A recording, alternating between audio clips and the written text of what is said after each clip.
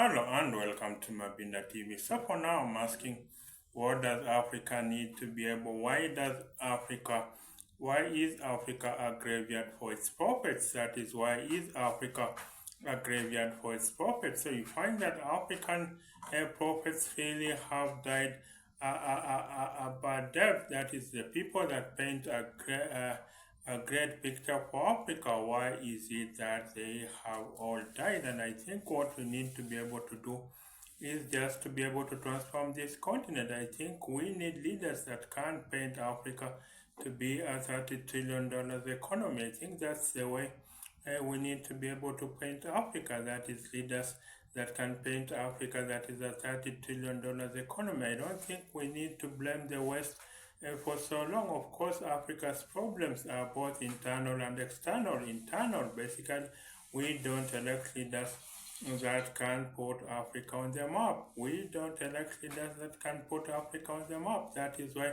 Africa is in the state that is in.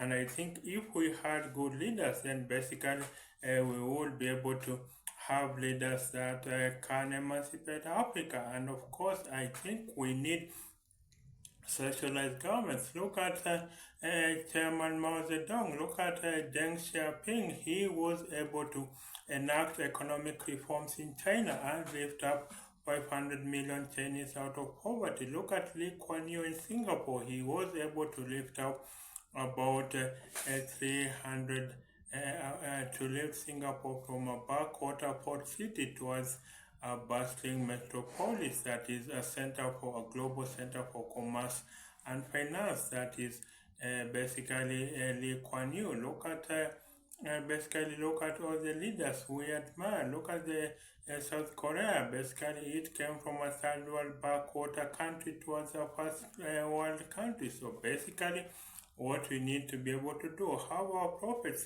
paint a great picture for Africa, and I think that's the way we'll be able to grow Africa.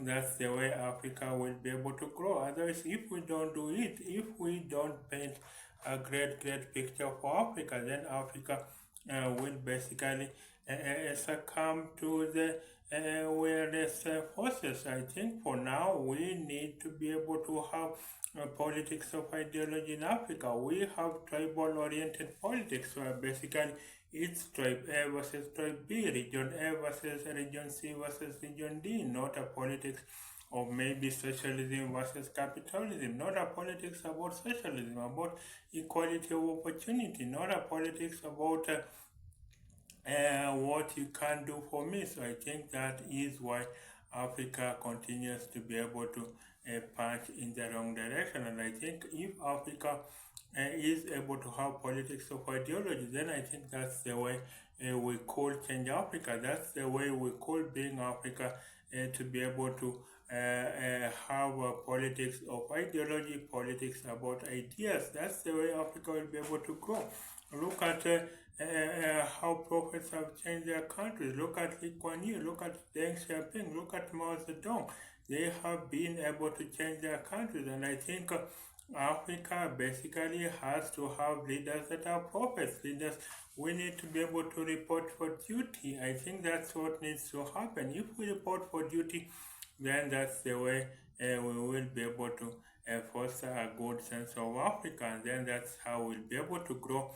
And that's how Africa will be able to be a $30 trillion economy. We can be a $30 trillion economy, no doubt about that. This is not someone that is hallucinating when I say that Africa can be a $30 trillion economy. I'm not hallucinating. This is simply the fact. The fact is that Africa can be a $30 trillion economy, and that's how we'll be able to have an Africa that is going to be a superpower. So we need political power that's fixing our politics, making sure that Africa is stable, having 1 million soldiers that can keep peace in Africa. Of course, remember, instability is in a lot of parts of Africa. There is instability, and then of course we need to be able to have an economy that functions. We need African graduates to be able to have even 3-4 jobs post-graduation, and I think if we do that, and then that's how we'll be able to grow the African economy. Then from that, we should be able to have an Africa that is a cultural power. We need to be able today. The war is in our sitting rooms. The war is in our bedrooms. The war is in the content. The war is in the songs we listen to. The war is in the content we consume. And I think that is the way we need to be able. So I think in terms of economy, we have an African that has a better idea than Google. We have an African that has a better idea than TikTok. We have an African that has a better idea than Microsoft, but they are not being helped. That is why I think we need to be able to just hold on and basically support African entrepreneurs and support African innovation. I think we need to dedicate about 1% of our budgets. How every professor get about $50,000.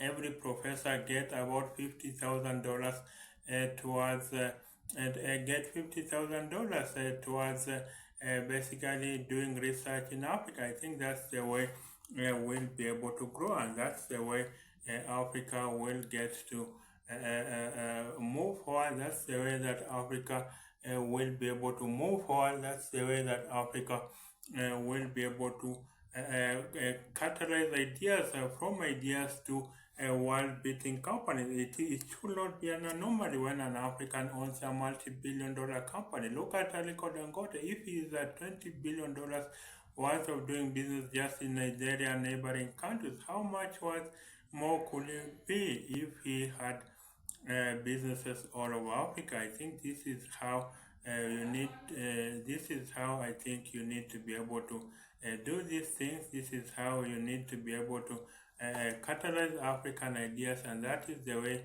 they will be able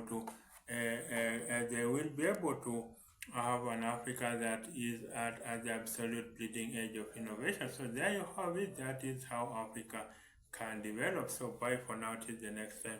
Bye for now.